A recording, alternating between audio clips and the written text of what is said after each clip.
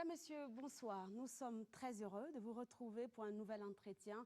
Un candidat, un programme. Aujourd'hui, nous recevons le candidat Victorien Tougouma, candidat du MAP, le Mouvement africain des peuples, à la présidentielle du 29 novembre 2015. Avec M. Tougouma, il sera question de décortiquer son programme de société pour le développement du Burkina Faso. Bonsoir, M. Tougouma. Bonsoir.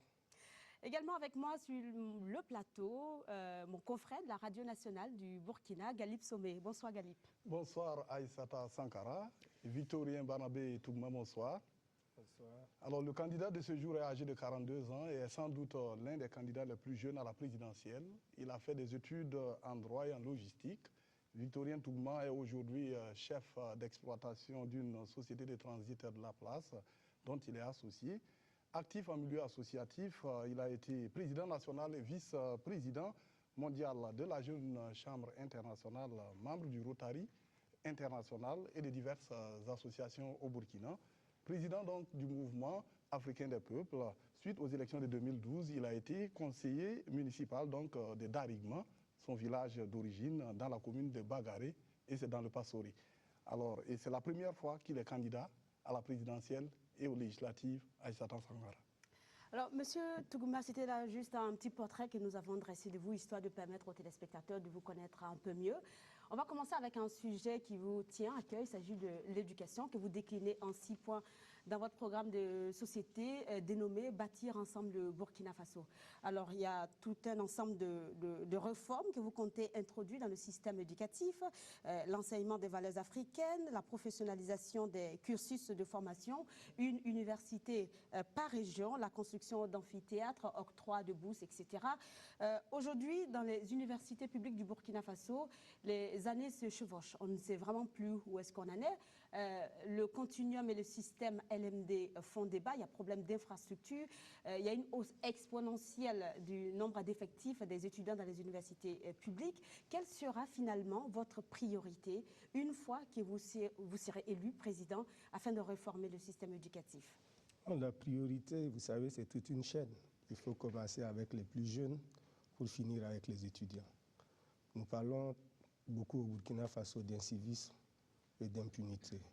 Tout cela est lié au fait que dès le jeune âge, quand on parle d'éducation, ce n'est pas seulement la scolarisation, ce n'est pas seulement la formation, c'est donner des valeurs à la personne humaine. Donc il faut réintroduire ces valeurs, vous l'avez rappelé, dès le jeune âge au niveau du système éducatif. Au niveau du primaire, on constate partout des écoles sous paillotes. On constate même qu'il y a des zones comme le nord du Burkina où il n'y a pas d'école. Dans certains villages ou dans certaines localités, ce n'est pas normal parce que tout le monde doit avoir la chance de partir à l'école. Parce qu'au Burkina Faso, on ne sait pas qui a le potentiel pour développer notre pays. Thomas Sankara était unique. S'il n'était pas allé à l'école, il ne serait pas président. Donc moi, c'est ma philosophie. Tout le monde doit pouvoir aller à l'école. Maintenant, il faut donner la chance à tout le monde aussi de faire un bon parcours scolaire. C'est pour ça que nous parlons de professionnalisation des parcours scolaires, réformer en sorte qu'à partir du secondaire, chaque enfant puisse apprendre un métier. Parce qu'on ne va pas juste à l'école pour l'enseignement général, on ne va pas juste à l'école pour apprendre une langue. On parle tous une langue maternelle. Donc on doit pouvoir professionnaliser les parcours scolaires. Allez-vous appliquer le continuum? Pour le continuum, moi je dis que ce n'est pas un bon système parce qu'on voit déjà les conséquences du continuum, les enseignants sont contre, tout le monde est contre, même les parents sont contre.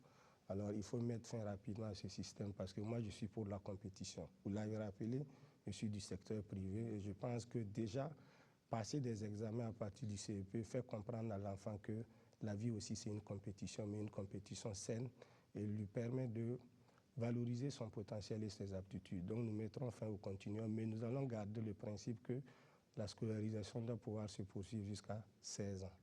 Pour ce qui est de l'université, vous savez... Justement, avant d'aborder l'université, puisque vous êtes avec les tout-petits, notamment donc le primaire, le taux de scolarisation, nous le savons aujourd'hui, tourne autour de 80%, hein, et alors que l'alphabétisation, c'est autour de 34%.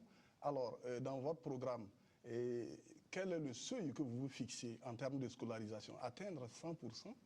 Bon, 100%, ça va être extrêmement difficile en 5 ans parce qu'il faut déjà changer les mentalités. Mais nous pensons que nous allons mettre les moyens pour augmenter ce taux et dépasser largement les 90 et 95%. Pour l'alphabétisation, il faut atteindre un taux de 75%. Pourquoi? Parce que beaucoup de gens ne sont pas allés à l'école au Burkina Faso. Alors que c'est des gens aussi qui sont intelligents et nous sommes dans un monde où il faut avoir un savoir. On peut, à travers les langues nationales et l'alphabétisation, permettre à ces gens-là d'être ouverts sur les outils. Nous allons parler tout à l'heure d'agriculture.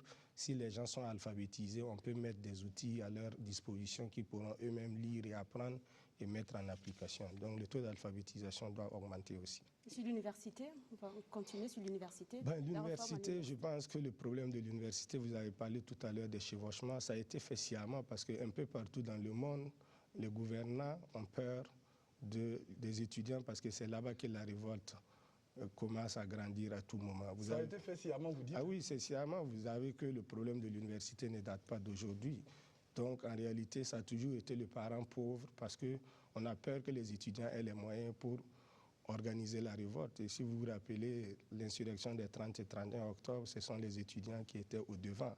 Et quand on a le savoir, on est beaucoup plus contre l'injustice. Maintenant, il faut comprendre que l'université est une chance. C'est pour ça que nous allons mettre les moyens pour mettre fin à cela. Vous parlez des moyens, il s'agit de combien exactement? Mais bon, c'est difficile de donner des chiffres, mais c'est qu'on sait déjà. Les états généraux des enseignements, de l'enseignement ont évalué les besoins à 1000 milliards. Est-ce que vous pouvez disposer de ces moyens? On ne peut pas disposer reformer de 1000 milliards immédiatement pour mettre dans le secteur du système éducatif, surtout que nous avons un budget qui tourne autour de 1800 milliards. Donc, c'est dire qu'on va mettre la moitié du budget pour l'éducation.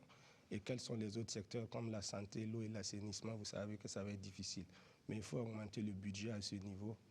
Ça veut dire qu'il faut beaucoup plus de ressources humaines. On va aborder la question de l'emploi. Il y a des gens qui ont fait de bonnes études, qui chôment. Il faut rapidement qu'on envoie ces personnes-là se former pour renforcer les ressources humaines au niveau de l'université de Ouagadougou. Oui. Justement, la finalité des études, c'est l'emploi, vous le disiez tantôt. Quelle sera votre stratégie de stimulation, de création d'emplois pour ces jeunes-là qui constituent la frange la plus importante de notre population? Bon, à ce niveau, nous prévoyons la création de 300 000 emplois hors agriculture et hors fonction publique. Et cela, il faut prendre toutes les catégories de jeunes et de femmes qui peuvent être employés. Si vous prenez ceux-là qui n'ont pas de formation, qui ne sont même pas allés à l'école, il faut les former à un métier. Mais nous ne sommes pas pour les crédits qu'on donne, 50 000 francs, 100 000 francs, juste pour faire du saupoudrage. Nous sommes pour la création de petites sociétés de 5 à 10 personnes parce qu'il faut mutualiser les forces et avoir un capital beaucoup plus élevé. Quand je suis dans le privé, si vous donnez 100 000 francs à quelqu'un, il ne peut pas s'en sortir. Donc, il faut passer par ce schéma-là. Pour ceux qui ont fait de bonnes études, comme les étudiants, mais aussi qui n'ont pas appris un métier, il faut aussi de la formation professionnalisante. Ils peuvent facilement se reconvertir en une année pour aller dans des secteurs. Si vous prenez le secteur des mines, c'est un nouveau secteur qui a besoin d'employer certains types de personnes. Malheureusement, il manque de main-d'œuvre. C'est souvent des expatriés qui viennent ici. Encore faut-il que les structures existent pour former ces jeunes-là? Non, mais ces structures, il faut les créer. C'est là où il a manqué de vision. Et si nous sommes là aujourd'hui, c'est parce que nous avons une vision que notamment nous parlons de cela. Maintenant, pour les étudiants aussi, nous parlons de mise en place d'incubateurs. Les incubateurs, c'est des centres que moi j'ai vus au Maroc. J'ai visité un incubateur de plus de 180 bureaux. Ça veut dire que chaque bureau porte une société, le projet d'un étudiant dans le domaine soit du marketing, des nouvelles technologies, de la communication et bien d'autres domaines. Et ils sont là 180. Ils ont l'avantage d'avoir le loyer moins cher, d'avoir l'énergie, d'avoir un certain nombre de services pour créer parce que c'est eux qui sont à la pointe de l'innovation.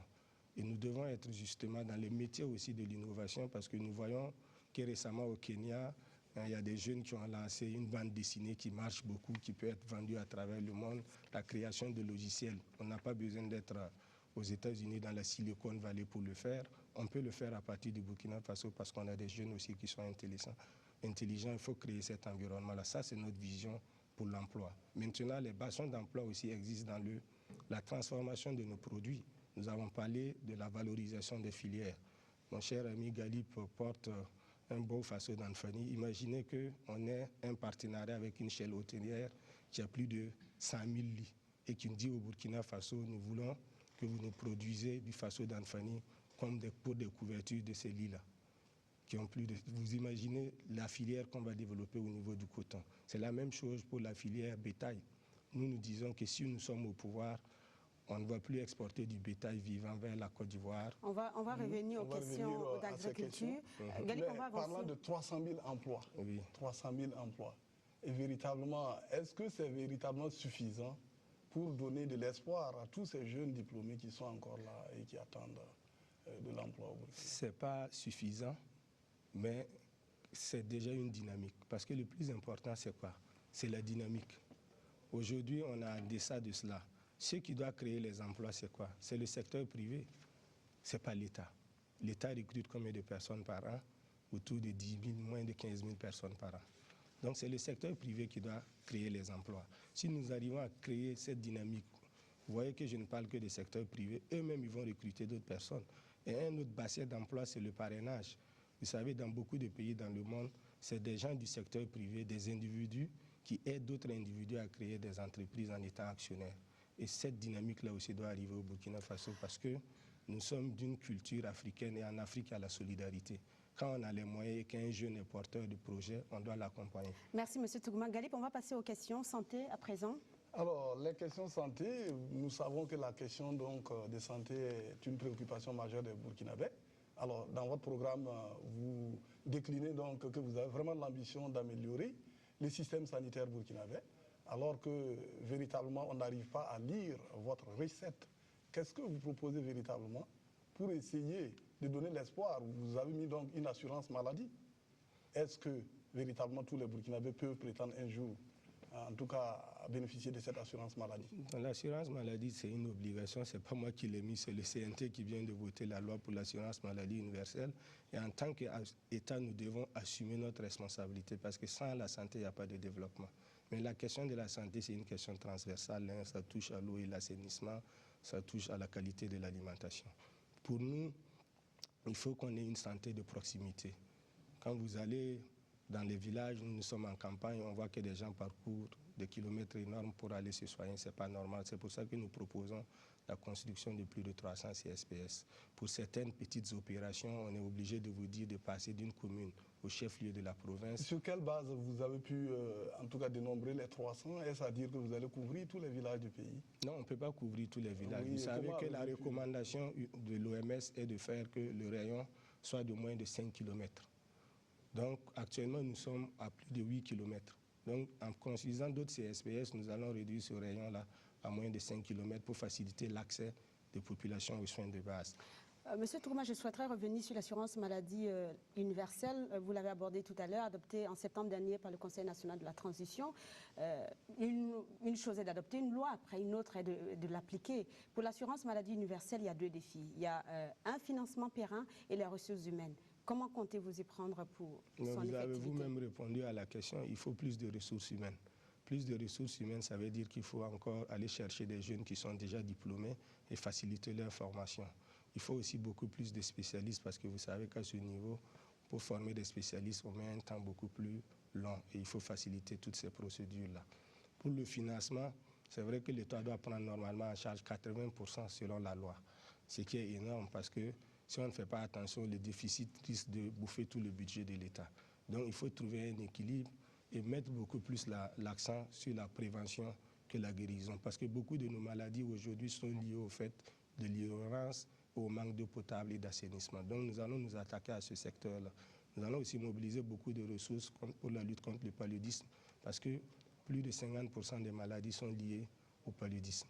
Donc cela va nous permettre maintenant de nous concentrer sur un certain type de maladies. Mais le financement aussi va se faire sur un système de prélèvement que nous allons faire sur les plus riches.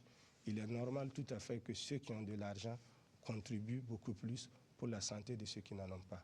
Et nous allons aussi réduire le financement des évacuations. Vous savez qu'on met plus de 4 milliards pour évacuer 200 personnes. On ne voit pas la nécessité. Soit on évacue tout le monde quand il y a des problèmes, ou bien on n'évacue personne, on améliore notre système de santé et que tout le monde se soigne ici. Alors, oui, une autre préoccupation qui retient un peu mon attention rapidement sur la santé, parce qu'on est en train de déborder. C'est la baisse des prix des médicaments. Oui. Alors, nous savons que nous sommes dans un système libéral. Comment Victorien Tougouma compte vraiment arriver à une baisse des médicaments dans les pharmacies au Burkina? Mais bon, comme je suis logisticien, je sais que la majorité des médicaments que nous importons viennent pour les génériques de l'Inde et de la Chine. C'est pour dire même que le coût du transport est extrêmement élevé. Et nous sommes un parti panafricaniste. Nous voulons une fédération de l'UEMOA. Alors, pourquoi ne pas faire des usines de médicaments dans la sous-région? On aura du mal à le faire au Burkina parce que nous n'avons pas assez d'eau. Mais on peut le faire en Côte d'Ivoire, on peut le faire au Togo, au Sénégal. Et en ce moment, le médicament va nous revenir extrêmement moins cher. Et il aura l'avantage d'être de qualité parce que la danger aussi sur la santé au Burkina Faso, ce sont les médicaments de la rue et les médicaments contrefaits. Donc voilà la réponse à votre question. Merci, M. Tougouma. On va avancer avec une seconde thématique, l'agriculture, l'élevage, l'accès à l'eau potable et les mines. Donc, Galip, on commence avec l'agriculture. Oui, une fois au pouvoir, Victorien Tougouma, en tout cas, veut préserver la ruralité de l'agriculture et même apporter du dynamisme au secteur. Vous comptez relire la réforme agraire foncière. Et qu'est-ce qui ne vous plaît pas dans la RAF et qu'est-ce que vous comptez apporter comme innovation?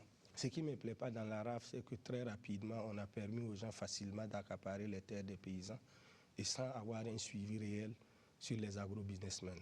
Ce qui fait qu'on a beaucoup plus des aventuriers en mal d'exotisme qui prennent des centaines d'hectares et qui se retrouvent peut-être 1 ou 2 fois dans l'année sans investir. Est-ce que ce n'est pas ce qui arrive aussi avec les pôles de croissance? Non, mais où on accapare les terres au détriment des paysans? C'est ce que je dis. Il faut faire la réforme pour que la loi puisse permettre justement de faire en sorte que cela n'arrive pas.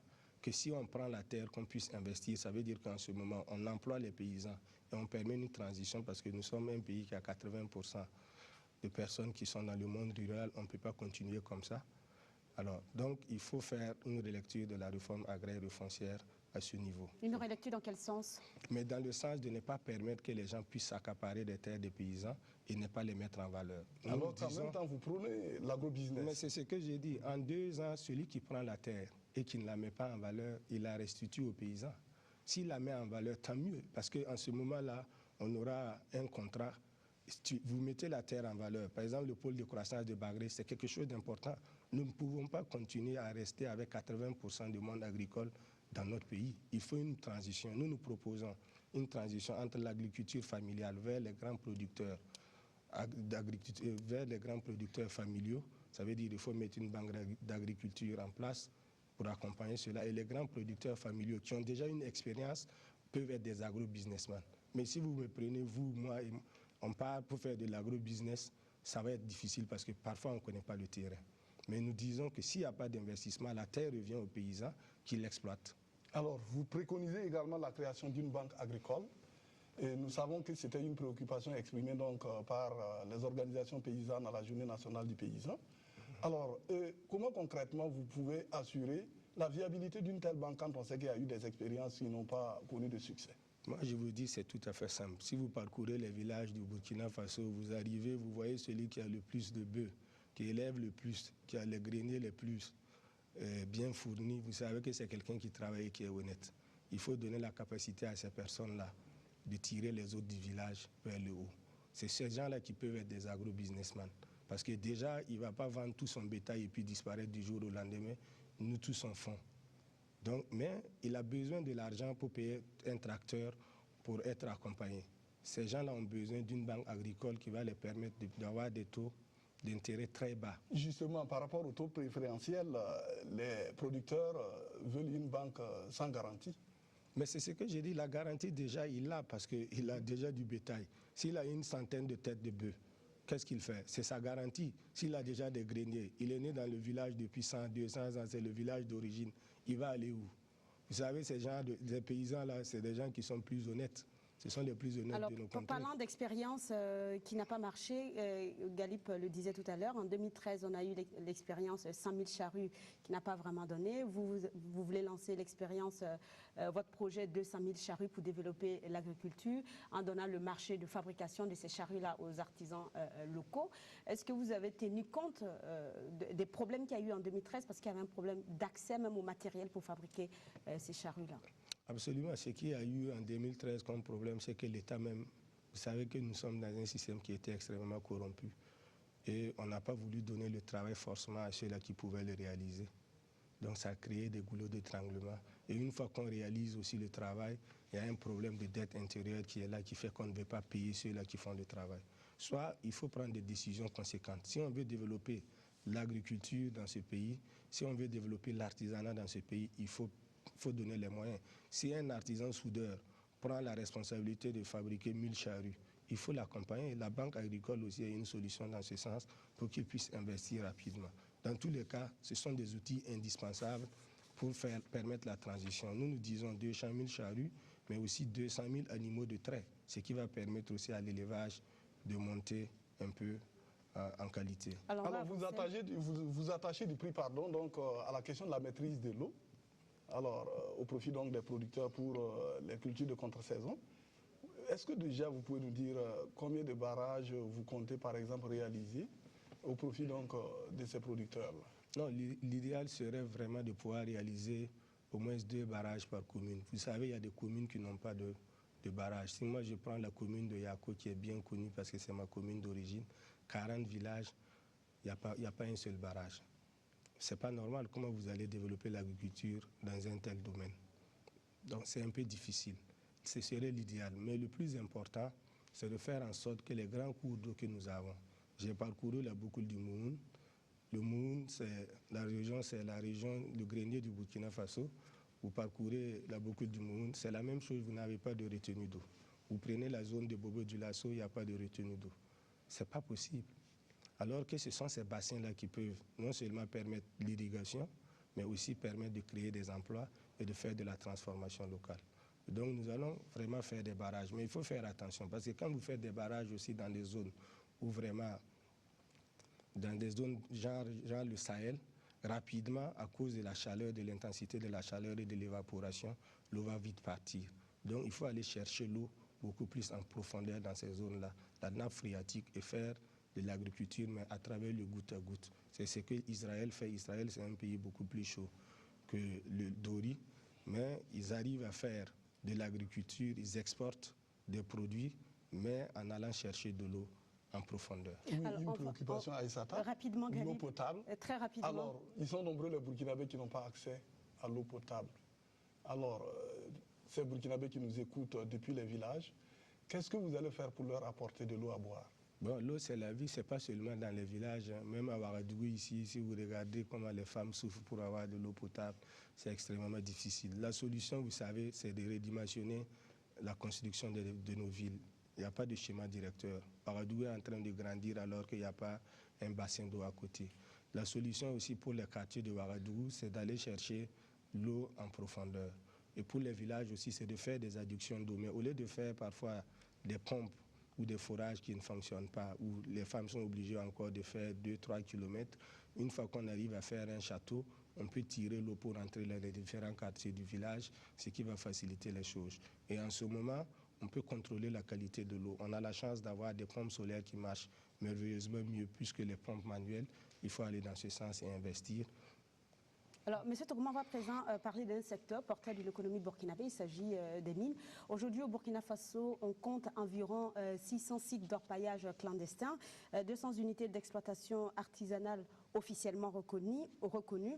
Vous dites dans votre programme que vous allez encadrer l'orpaillage. Alors, comment allez-vous procéder pour éviter les sorties frauduleuses d'or, mais aussi quelle stratégie vous allez mettre en œuvre pour protéger l'environnement?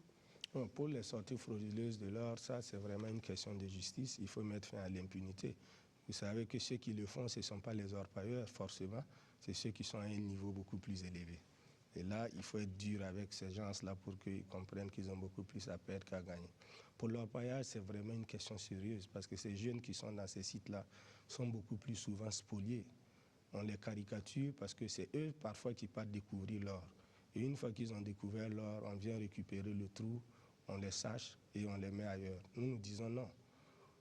Il faut encadrer ces jeunes-là et leur donner aussi la possibilité de grandir. Oui, justement, qu'est-ce que vous allez faire pour encadrer? Mais c'est ce que j'ai dit, on va prendre une loi, si des jeunes arrivent à découvrir... Ça existe déjà? Non, vous me demandez comment je fais. Moi, je vais revoir la loi pour que celui qui découvre l'or dans un site puisse aussi bénéficier parce que c'est lui qui est allé et qui a travaillé pour découvrir l'or. C'est vrai qu'on donne des grands permis aux gens.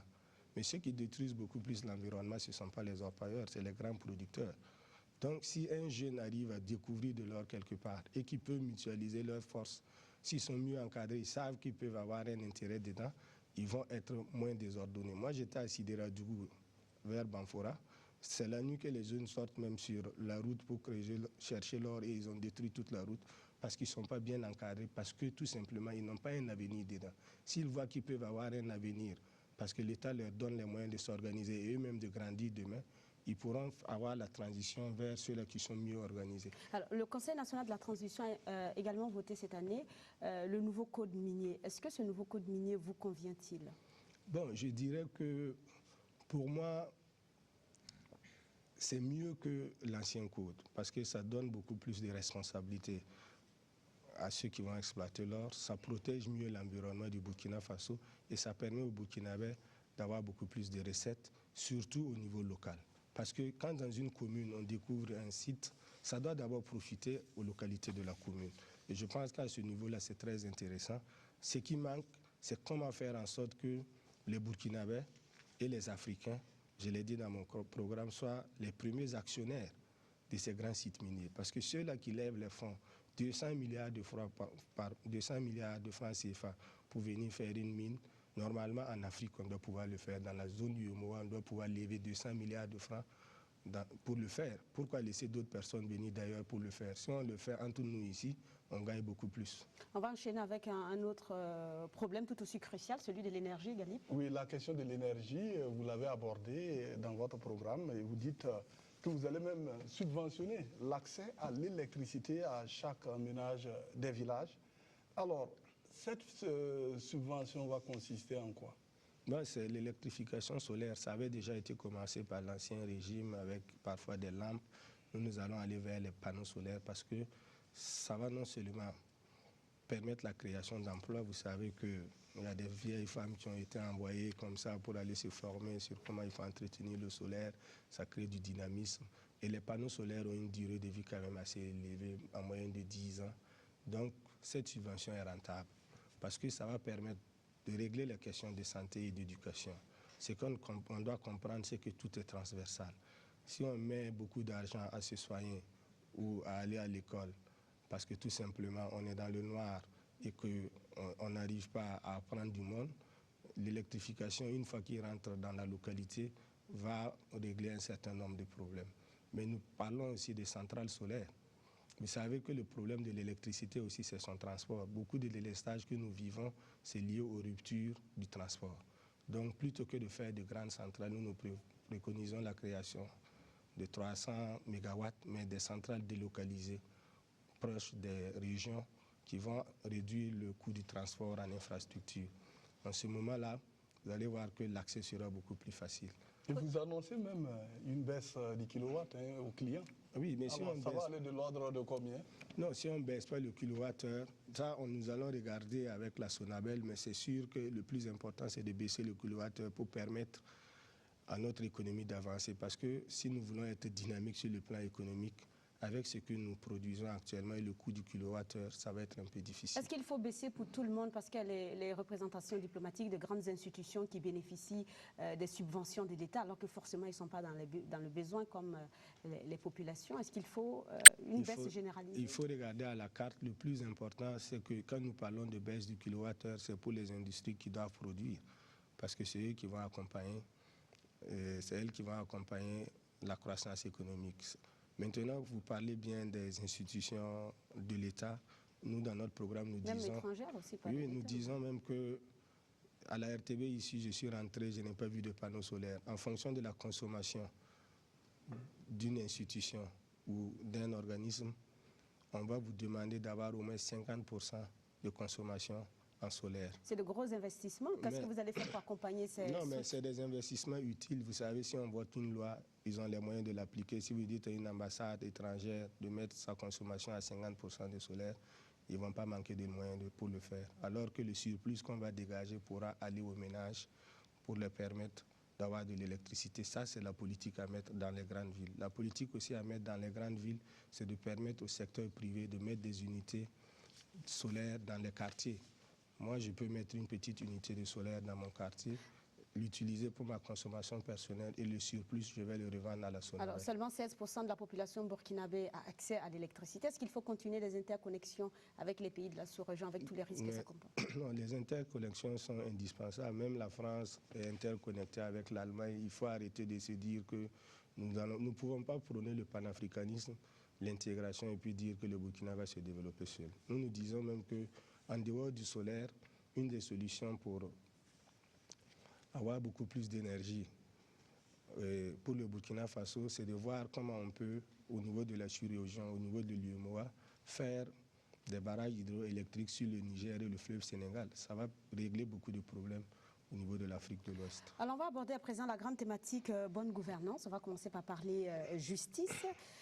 Vous dites dans votre programme que vous voulez une justice indépendante, compétente et efficace. Alors comment comptez-vous améliorer les prestations de la justice et surtout faciliter l'accès des populations à la justice? Mais c'est de rapprocher la justice du justiciable. Si vous regardez le Burkina, on a 45 provinces et il y a des provinces qui n'ont pas de tribunaux de grande instance. Alors, l'état de droit, ce n'est pas seulement une incantation, ça doit être dans les faits. Il faut éviter les déserts judiciaires. Aujourd'hui, il n'y a même pas un seul barreau à Bobo-Dioulasso. Ce qui veut dire qu'on a moins de 15 avocats qui sont implantés à Barreau, tout le monde est à Ouagadougou. Comment voulez-vous que les gens puissent réclamer leurs droits? Alors, le secteur du barreau, c'est la profession libérale. Qu'est-ce que vous allez faire pour permettre à certains avocats d'aller, par exemple, à Bobo? Mais je vous dis que le secteur, par exemple, de la pharmacie aussi, c'est la profession libérale, mais ils sont organisés de sorte à ce qu'un peu partout, il y ait des pharmacies. C'est le modèle qu'il faut prendre. Il faut inciter les gens et les faire comprendre que même si vous vous retrouvez dans une commune et que vous défendez le droit, au lieu d'être un chômeur après votre licence en droit, et rester à Ouagadougou et tourner les pouces, ou à Bobo et vous tournez les pouces, mieux vous êtes dans une province où vous allez commencer votre métier. Avec le temps, peut-être que vous allez être le plus grand avocat. Donc, il faut commencer quelque part. Et c'est ça notre philosophie, ouvrir et avoir beaucoup plus d'avocats. Si nous avons beaucoup plus d'avocats, la justice va progresser parce que les gens vont être habitués à demander beaucoup plus leurs droits. Donc, une justice de proximité. Mais aussi, quand nous parlons de justice indépendante, c'est dans les textes. Il faut améliorer la législation, mais il faut aussi donner plus de moyens. Mais une justice de proximité avec 24 tribunaux? Non, je n'ai pas dit 24. Non, on n'en a que 24. C'est ce que j'ai dit. Non, mais ce n'est pas normal. Dans toutes les 45 provinces, nous aurons maintenant des tribunaux de grande instance et nous aurons en plus de cela un barreau à Bobo, ce qui veut dire qu'il y aura une cour d'appel à Bobo-Dioulasso qui va permettre d'encadrer tout cela. Et avec le temps, nous allons faire en sorte que dans les régions, petit à petit, on évolue pour décentraliser la justice. Alors tout cela, en 5 ans, vous avez parlé par exemple de la question de barreau, alors que nous savons qu'au niveau de la justice, même du ministère de la Justice, il y a un problème de personnel. Comment en 5 ans vous pouvez faire ce maillage du territoire avec autant de tribunaux? Non, c'est comme je l'ai dit, avec la maîtrise en droit, puisque je fais un peu le droit, rapidement on peut devenir avocat. Alors, donc on recrute comme ça, et des juges, comment ça va se passer? Je vais vous dire une chose. La corruption, la fraude nous coûte plus de 200 milliards de francs CFA. Est-ce que vous pensez que recruter des juges peut coûter autant? Il faut du personnel pour lutter contre la corruption. Il faut savoir, tout ça c'est un peu sciemment fait. On ne donne pas les moyens là où on sait que ça va vous faire mal. Mais nous sommes là pour travailler au développement. Nous savons que sans la justice, il n'y aura pas de développement. Donc il faut mettre les moyens pour recruter des jeunes magistrats et des avocats. Vous savez que tout le monde a pratiquement fait son insurrection dans ce pays, sauf la justice. Les militaires, après le coup d'État du 16 septembre, se sont révoltés. Ils ont dit non, c'est fini. Maintenant, on écoute du peuple. C'est à la justice maintenant de faire son insurrection. Ah bon? Qu'est-ce que ça veut dire? Mais ça veut dire que les jeunes magistrats actuellement doivent prendre les dossiers à bras le corps et puis aller au fond des choses. Ils ne doivent plus avoir peur parce que le changement, il est vraiment là. Et nous disons que si nous sommes aux affaires, on va créer 2 tribunaux spéciaux.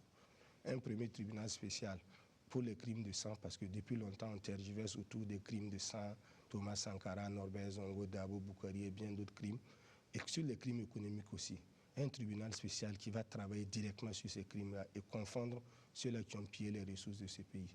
Si on met fin à l'impunité, vous verrez que facilement, ceux-là qui jouent au petit malin vont se calmer et on pourra aller au développement. Merci. Le problème, ce n'est pas que des gens aient l'intention d'être malhonnêtes. Il y en aura toujours.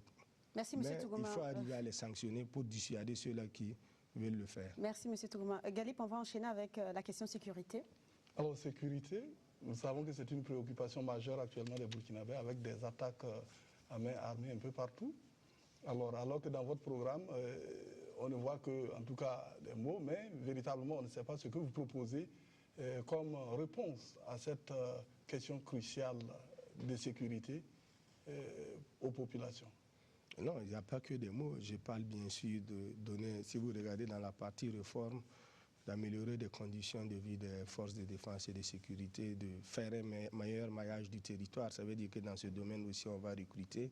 Pour ce qui est du terrorisme, il faut une collaboration au niveau international, surtout avec les pays voisins. Donc, c'est un projet qui est assez clair là-dessus. Mais le premier rempart contre l'insécurité, c'est les citoyens. Moi, je vais vous donner un exemple concret. Hier soir, j'étais en train de rentrer et au niveau du rond-point de la Padoue, pour ceux qui ont pris la route hier, ils ont remarqué qu'il y avait des contrôles de police. Alors, il y avait un taxi devant moi et puis un véhicule RAV4 que la BAC a arrêté. Ils ne se sont pas arrêtés. Moi, je me suis arrêté. J'ai dit, mais c'est moi que vous voulez arrêter? Ils m'ont dit, non, ils sont en train de contrôler tout le monde. J'ai dit, mais comment les autres là arrivent à passer si vous voulez contrôler tout le monde? Ils m'ont dit, il manque de moyens. Ça ne devrait pas pouvoir arriver parce que ceux-là qui ne se sont pas arrêtés, dans d'autres pays, on devait pouvoir les neutraliser pour pouvoir les contrôler parce qu'on ne sait pas d'où le danger vient. Donc si nous-mêmes nous sommes citoyens, nous devons être responsables et accepter les contrôles pour faciliter le travail des forces de défense et de sécurité. C'est pour ça que nous prévoyons des cellules de veille dans notre projet pour dire aux citoyens de s'organiser, surtout actuellement avec la recrudescence du grand banditisme et du terrorisme. C'est le citoyen qui peut être le premier rempart, la première alerte contre ce phénomène-là. Le reste, c'est une question de moyens et une question de coopération. Parce que vous voyez même que les pays les plus en pointe, la France a été touchée récemment, ont même du mal à faire face parce que c'est un phénomène vraiment nouveau. Et il faut aussi étudier ce phénomène-là. C'est pour ça aussi qu'à l'université, il ne faut pas juste des branches professionnalisantes, il faut aussi des sociologues, des historiens qui vont pouvoir étudier la société et comprendre ce phénomène. Parce que ce phénomène, jusqu'à présent, du terrorisme n'est pas encore bien compris. On ne sait pas comment un jeune à 25 ans peut vouloir mourir en ôtant la vie à d'autres personnes. Monsieur Togomet, dans votre programme, vous dites ceci, nous recruterons et formerons un corps de la magistrature compétent sur les nouvelles menaces que sont le grand banditisme, la criminalité transfrontalière, le terrorisme, pour garantir la sécurité dans nos villes et villages. J'avoue que je n'ai pas compris ce que vous dites. Mais ça veut dire quoi? Si, en matière de justice, vous savez, il y a la loi qui est là. Mais regardez l'affaire Guiro, concrètement. Il a été relaxé, pourquoi? Parce que la loi n'était pas bonne. Donc, il faut améliorer la législation. Mais si la législation est améliorée aussi, en matière de fraude fiscale, en matière de lutte contre le terrorisme, si le magistrat n'est pas spécialisé, ça veut dire qu'on ne peut pas prendre un magistrat qui est formé de manière générale et puis le dire de se confronter à ces problèmes. On doit faire de la formation professionnelle encore, en plus à ce magistrat-là, pour que sur ces questions-là, ils soient en pointe. Quand vous regardez des pays comme la France, il y a des magistrats qui sont antiterroristes. Quand c'est du terrorisme, c'est à eux qu'on confie les dossiers. Il y a des magistrats qui luttent contre la corruption parce que les méthodes ne sont pas les mêmes. Donc c'est pour ça que nous disons qu'il faut qu'ils soient compétents et professionnels. Et là, ça passe par la formation. Alors, sur la réduction du train de vie, est-ce que vous pouvez nous expliquer ou nous exposer la mesure que vous comptez prendre si vous êtes président pour réduire le train de vie de l'État qui est beaucoup critiqué? Non, nous avons dit d'abord la première mesure symbolique, c'est de réduire les salaires du président du FASO, des ministres, des chefs d'institutions, des présidents d'institutions et des députés de 30%. Ce n'est pas ça qui va baisser énormément le train de vie de l'État, mais c'est un signal. Ce qui va baisser le train de vie de l'État, c'est dans les économies, dans les dépenses. On a parlé des véhicules de luxe, de certains séminaires où on a vu même sous la transition des conseils de ministres qu'on délocalise dans des régions alors qu'on sait qu'on n'a pas les moyens. Tout cela, c'est très coûteux. On va avoir du coup des ministres aller à des conseils de ministres avec des véhicules 4x4. Comment voulez-vous que les citoyens ne soient pas révoltés? Mais il faut aussi, au niveau de l'administration, mettre des normes de qualité. Parce qu'il y a des normes qui existent, des normes ISO qui permettent à une administration de fonctionner correctement et de faire de la réduction. Donc toutes les administrations seront soumises à la qualification. À votre niveau, comme certains l'ont proposé, est-ce que vous comptez réduire également le nombre de postes portefeuilles ministériels? Non, le nombre de portefeuilles ministériels, bien sûr, sera réduit parce que nous ne ferons pas un gouvernement plus théorique. Nous allons tourner peut-être autour de 20 portefeuilles parce que, comme je l'ai dit très souvent au Burkina, c'est vrai qu'il y a beaucoup de problèmes, mais on a la chance aussi d'avoir un pays qui est très petit en superficie. Est-ce qu'on peut avoir une idée de combien vous pourriez économiser avec votre mesure de réduction du train de vie de l'État? Non, moi je pense que si on est efficace, on peut réduire entre 5 à 10% du budget. Ça veut dire combien? Bon, on sait que le budget le budget réel en recettes, c'est autour de 1,5 milliard, en dépenses, c'est autour de 1,8 milliard. C'est pour dire qu'on peut réduire autour de 180 à 200 milliards de francs CFA à travers ces mesures de réduction du train de vie de l'État. Et dans quel secteur comptez-vous réinvestir ce que va générer donc ces mesures-là? Non, c'est dans les secteurs prioritaires. D'abord, il faut qu'on crée de la richesse. Si on crée de la richesse, on pourra mieux la partager. Donc, il faut investir cela dans l'agriculture et l'industrialisation, la transformation des produits locaux pour créer de la richesse. Après, une partie sera investie dans la santé et l'éducation. Mais la priorité d'abord, le secteur productif. Parce que si on a 1000 francs aujourd'hui et qu'on mange les 1000 francs, de toute façon, demain, on aura faim, qu'est-ce qu'on va manger? Autant prendre les 1000 francs, produire quelque chose et profiter de ce bénéfice-là. Donc, la priorité au secteur productif et après, maintenant, les services sociaux de base. Galip, on enchaîne avec l'économie. L'économie, une question cruciale.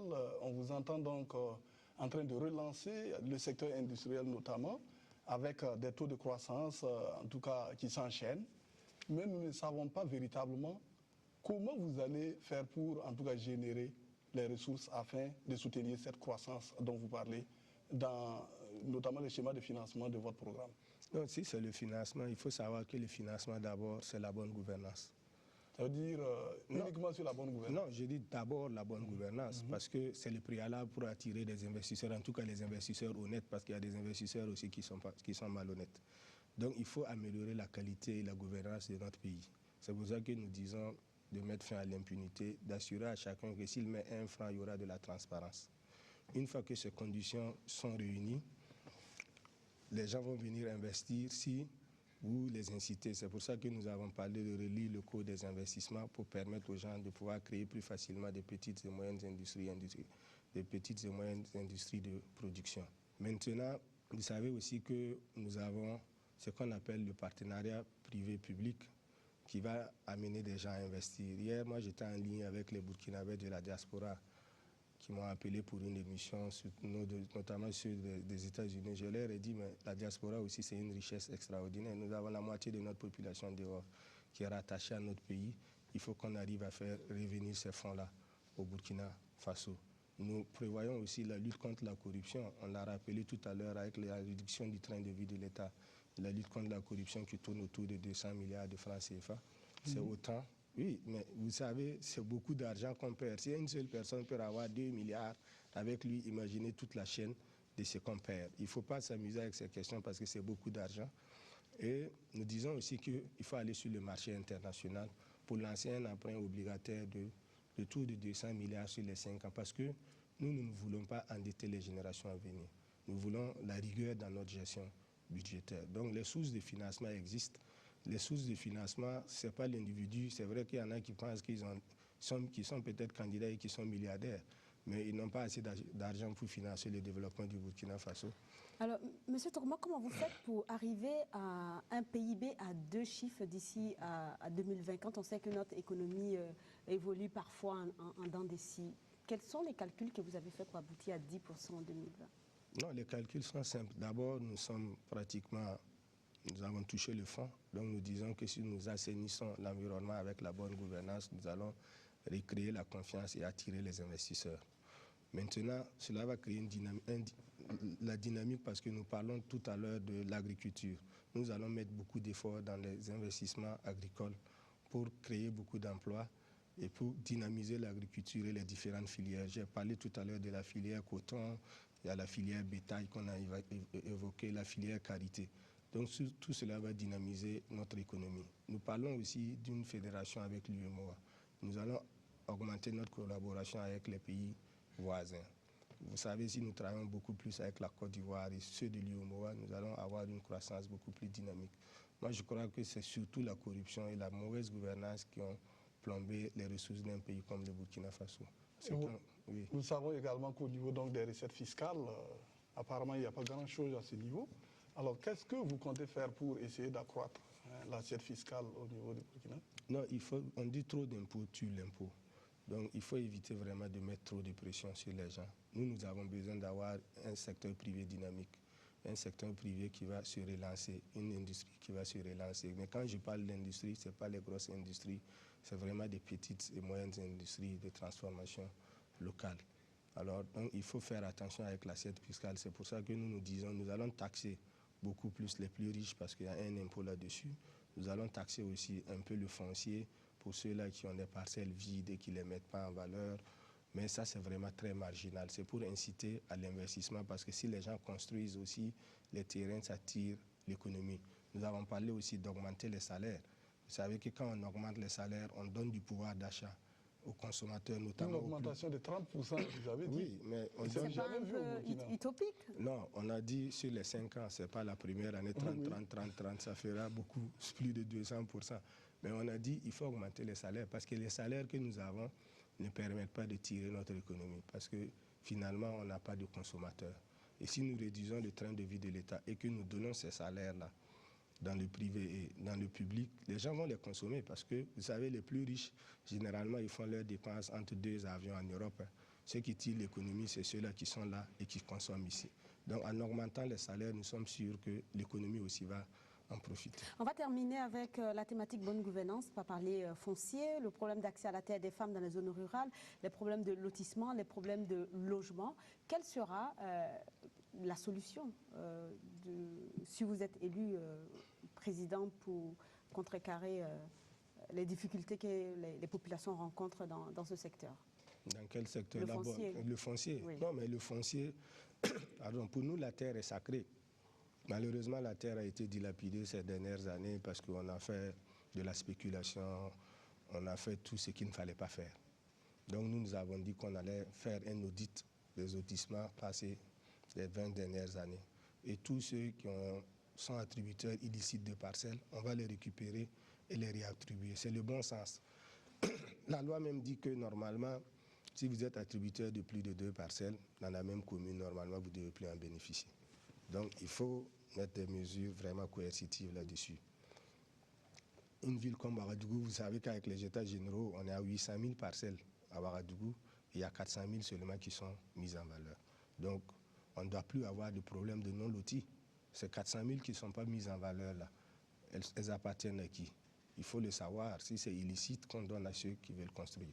Mais le problème du foncier, il faut aussi que pour les lotissements à venir, on puisse avoir vraiment la numérisation, qu'on puisse ficher le lotissement. Nous nous proposons en sorte que si vous êtes déjà attributeur d'une parcelle à Ouagadougou et que vous voulez être attributeur d'une parcelle dans une autre commune, genre Bobo-Dioulasso, vous n'êtes pas prioritaire par Alors, rapport à quelqu'un. vous parlez de 50 000 logements sociaux. Est-ce qu'il y a eu un diagnostic avant pour savoir qui est-ce qui a déjà profité de ces logements sociaux et qui doit encore profiter de ces Mais ceux qui doivent profiter de ces logements sociaux, c'est ceux-là qui n'en ont pas bénéficié, qui n'ont pas de logement. Pourquoi nous disons cela? Parce que vous pouvez donner même la parcelle à la personne et elle n'a pas les moyens de la mettre en valeur parce qu'il est un travailleur, il n'a pas un crédit assez suffisant pour le faire. Donc la meilleure politique en matière de logement et de foncier, c'est de donner des logements aux gens directement. Donc nous disons une famille, un logement social. C'est ce qu'on a appliqué pendant la Révolution et ça a bien marché. On ne sait même pas pourquoi on a arrêté cette méthode. La preuve, c'est qu'à la fin du régime passé, on a repris les logements sociaux. Donc nous allons poursuivre cette politique-là en faisant en sorte que ce soit vraiment ceux-là qui le méritent, qui en bénéficient, parce qu'il y en a qui n'ont pas besoin de logement social, ils peuvent se construire eux-mêmes leur logement. Oui, justement, en parlant de logement, vous avez dit que voilà, vous allez redistribuer les parcelles. Une chose, c'est d'avoir une parcelle, l'autre aussi, c'est d'avoir les moyens pour construire. Est-ce que vous allez jouer sur les prix des matériaux de construction? Bon, tout ça, c'est des questions extrêmement sensibles. Je pense que le problème n'est pas forcément à ce niveau. On peut baisser les prix des matériaux de construction, on verra que l'écart ne sera pas trop grand parce qu'on n'a pas de cimenterie, tout est importé. Le fer, le ciment. Non, je veux dire que non, si on importe, ce qu'on fait, c'est juste faire de la transformation. Ça veut dire que le coût du ciment n'a pas baissé depuis qu'on importe le ciment. C'est pour dire, si vous voulez prendre du ciment au Togo ou en Côte d'Ivoire, c'est la même chose que si le faites au Burkina, sauf qu'à la seule différence, vous créez des emplois ici, ce qui n'est déjà pas mal. Donc, comme nous importons beaucoup, c'est vraiment que l'État puisse, au lieu de dire qu'il va baisser le coût des matériaux de production, c'est de donner en réalité des contrats, comme ce qu'on a fait avec les logements sociaux. Ceux qui veulent construire peuvent avoir des avantages fiscaux en prenant des plateformes, des cités pour valoriser.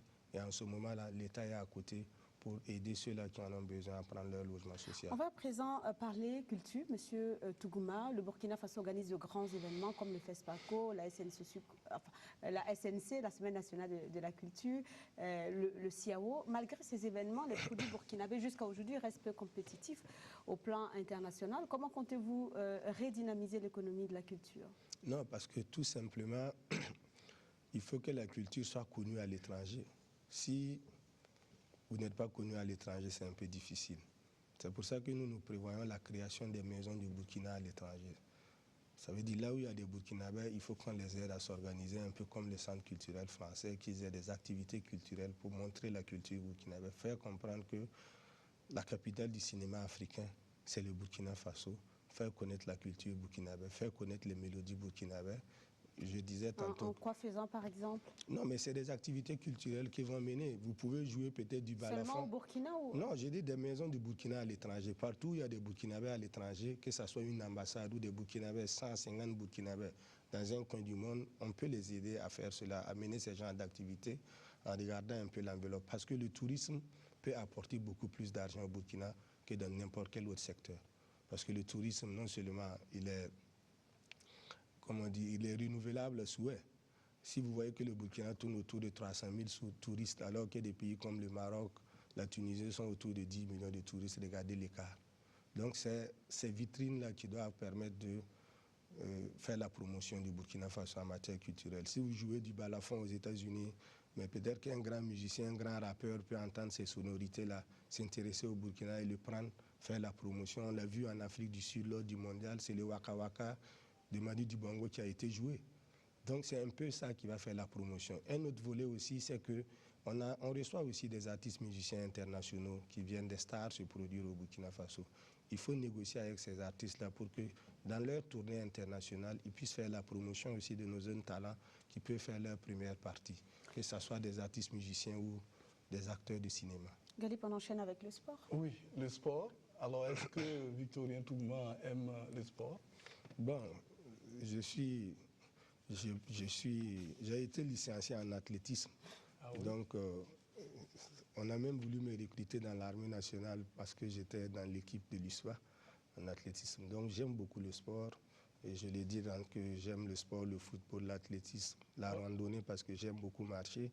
Et puis, je fais aussi de la pêche. Ce n'est pas forcément de la pêche sportive, mais ça me permet de me détendre. Et parlant donc de football, nous savons que ces dernières années, avec les étalons, le résultat n'est pas au rendez-vous, de bons résultats surtout.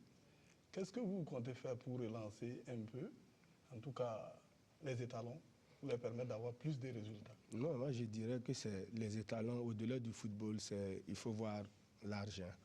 D'abord, le sport ne coûte pas cher, parce que les infrastructures sportives, quand vous les faites, ça dure plus longtemps. Regardez le SCAD du 4 août, ça est là depuis plus de 25 ans. Et c'est toujours fonctionnel. Donc il faut faire beaucoup d'infrastructures. Il faut commencer les compétitions depuis le bas âge et détecter les talents.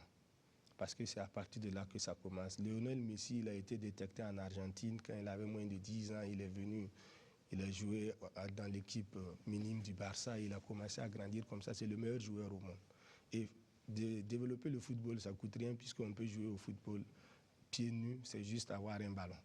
C'est la même chose pour l'athlétisme. Et qu'est-ce que vous allez faire alors? Non, c'est les infrastructures et organiser les compétitions. Football, ça ne coûte rien de faire des compétitions à partir des cadets et des juniors. Alors qu'au niveau du ministère des Sports, on évoque souvent des questions budgétaires. Mais parce que le budget même du ministère des Sports, c'est combien? C'est pratiquement rien, alors que c'est une vitrine. Vous savez combien un joueur comme Didier Drogba rapporte à la Côte d'Ivoire? C'est beaucoup d'argent, ne serait-ce que par son image.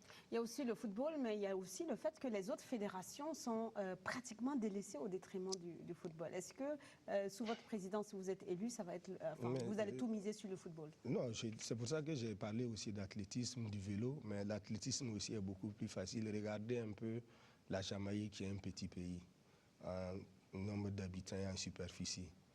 Mais la Jamaïque aujourd'hui est connue dans le monde parce que c'est eux qui dominent l'athlétisme mondial, alors que c'était les États-Unis qui dominaient l'athlétisme parce qu'ils ont su organiser des compétitions. Comme je l'ai dit aussi, vous partez dans n'importe quel village, vous dites à un enfant de faire les 100 mètres, il le fait.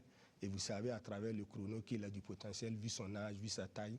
Et c'est facile de recruter comme ça et faire des centres sport-études et faire des compétitions. Et vous verrez qu'en moins de 5 ans, on va commencer à détecter des talents qui vont prospérer. Comment comptez-vous faire pour convaincre les autres fédérations qu'une fois que vous êtes élus, elles ne seront pas délaissées? Parce que c'est les discours qu'on tient, mais après, tout miser sur le football et puis les autres fédérations. Non, mais à travers ce que j'ai dit sur l'athlétisme, ils savent que c'est quelque chose. Mais il n'y a pas que l'athlétisme, il y a plusieurs fédérations. Non, il y a plusieurs fédérations, c'est ce qu'on a dit, mais il faut des priorités.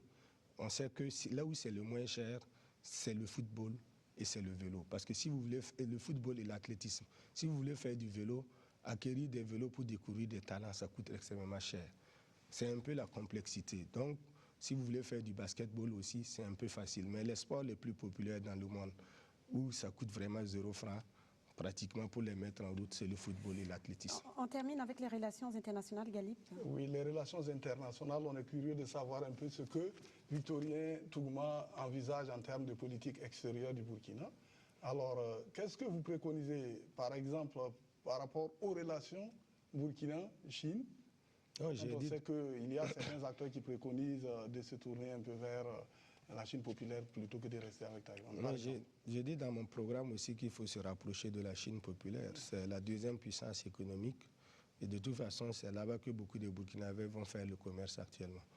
Donc il faut se rapprocher. Ça ne veut pas dire qu'il faut tourner le dos à la Chine-Taïwan. Même les États-Unis collaborent avec la Chine-Taïwan et la Chine populaire. Vous pensez qu'on aura plus d'avantages avec la Chine populaire qu'avec la Chine-Taïwan? Mais actuellement même, je l'ai dit que sur le plan commercial, c'est avec la Chine populaire que le Burkina fait les affaires.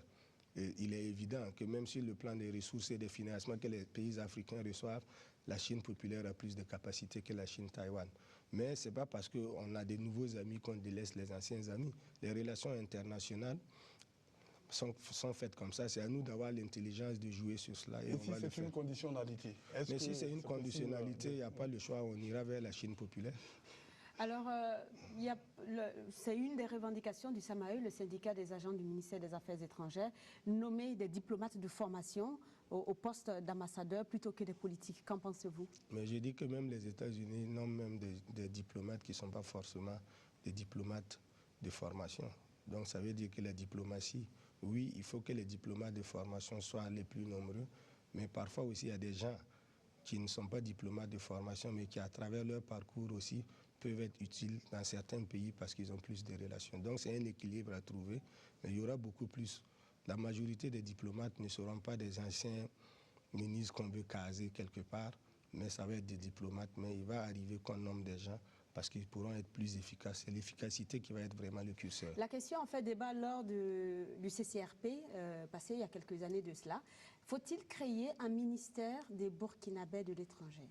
Moi, je dis que ce n'est pas nécessaire. On a dit qu'il faut réduire le train de vie de l'État. Mais il faut avoir un regard vraiment très prégnant sur la question de la diaspora parce que la moitié de notre population est dehors. Et dans notre programme, nous disons qu'on peut organiser les votes des Burkinabés de l'étranger à 2020, mais ça va être difficile de le faire. La réalité, vous ne pouvez pas aller en Côte d'Ivoire organiser des élections comme ça pour 4 millions de Burkinabés, peut-être avec 1 million d'électeurs. Mais nous prévoyons de donner des postes de députés aux Burkinabés de l'étranger, 8 postes de députés pour qu'ils soient représentés à l'Assemblée et qu'on puisse connaître réellement leurs problèmes et qu'ensemble nous puissions travailler au développement de notre pays. Oui, Aïssata Sankara, une question qui me tenait à cœur particulièrement. Victorien Tougma, président, vous envisagez donc de nommer une femme comme chef de gouvernement. Pourquoi ce choix terminé? Mais parce que vous voyez que Sankara est un bel exemple. Elle est très dynamique, ça veut dire que les femmes peuvent bien faire les choses. On ne peut pas tout le temps passer le temps à dire que c'est la moitié du ciel, elles sont 54% de la population, elles sont les premières à entretenir nos familles, à faire tout pour qu'on ait le bien-être familial. Et quand c'est la politique, on dit qu'elles ne sont pas compétentes. Mais nous qui sommes allés à l'école, il nous est arrivé plusieurs fois de constater que des femmes sont meilleures que nous. Donc finalement, moi je pense que ça fera un bon binôme et la sensibilité du pays va s'améliorer d'avoir une femme Premier ministre. Ça va être un signal fort donné aux femmes aussi qu'elles peuvent avoir confiance en elles et qu'on compte sur elles pour le développement de notre pays. Et pour tous ceux-là qui pensent que les femmes ne sont pas capables aussi de faire quelque chose, mais nous allons leur démontrer à travers cette nomination-là que ce n'est pas exact. Merci M. Tougma d'être venu sur le plateau de Un candidat, un programme. C'est la fin de cet entretien. Nous vous souhaitons bonne chance pour le 29 novembre prochain, jour des élections. Merci Galip, c'est la fin de l'émission. On se dit à bientôt, peut-être pour de nouvelles émissions. Au revoir. Le Burkina demeure mon pays. Même si on n'a pas d'argent, je suis fier d'être de ce beau pays. Même s'il est petit, le Burkina demeure mon pays. Même s'il est coma, pour moi il n'y a pas plus beau pays que le mien.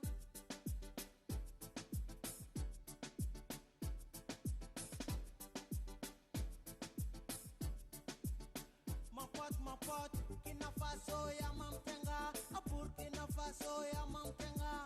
Potera mebi wati ma patentume, si mamiol même si tiens tu pas pour minga. Je te dis, si tu vois que je chante, c'est parce que tu n'as jamais